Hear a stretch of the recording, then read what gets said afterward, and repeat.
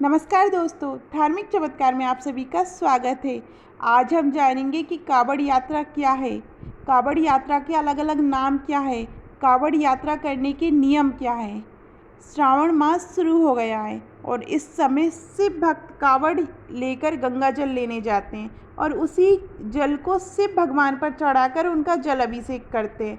माना जाता है ऐसा करने से शिव भगवान प्रसन्न होते हैं और अपने भक्तों की मनोकामना पूरी करते हैं। सुख और समृद्धि की कामना करते हुए भक्त कावड़ यात्रा के लिए जाते हैं। कावड़ यात्रा काफ़ी कठिन होती है। इस यात्रा में कई नियमों का पालन करना पड़ता है।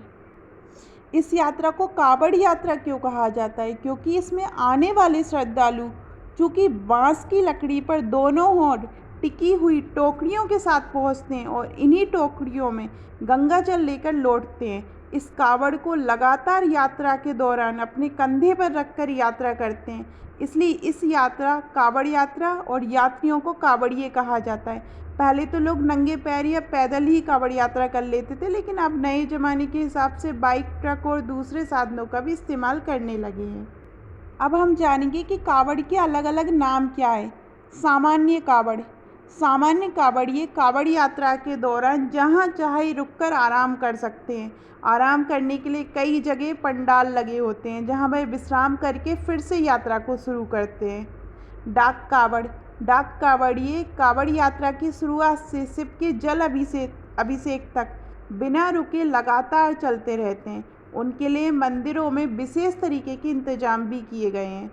जब वो आते हैं हर कोई उनके लिए रास्ता बनाता है ताकि शिवलिंग तक बिना रुके वह चलते रहें। खड़ी कावड़, कुछ भक्त खड़ी कावड़ लेकर चलते हैं। इस दौरान उनकी मदद के लिए कोई ना कोई सहयोगी उनके साथ चलता है। जब वे आराम करते हैं तो सहयोगी अपने कंधे पर उनकी कावड़ लेकर कावड़ को चलने के अंदाज में हिलाते रहते हैं। डांडी कावड़, डांडी कावड़ में भक्त नदी तट से शिवधाम तक की यात्रा दंड देते हुए पूरी करते हैं। कावड़ पथ की दूरी को अपने शरीर की लंबाई से लेकर नापते हुए यात्रा पूरी करते हैं। ये बेहद मुश्किल होती है और इसमें 1 महीने तक का वक्त लग जाता है। कावड़ यात्रा करने के लिए भी कई नियम होते हैं जिनको पूरा करने का हर कावड़िया संकल्प लेता है। यात्रा के दौरान किसी भी प्रकार का नशा, मदिरा, मांस और तामसिक भोजन वर्जित माना गया है।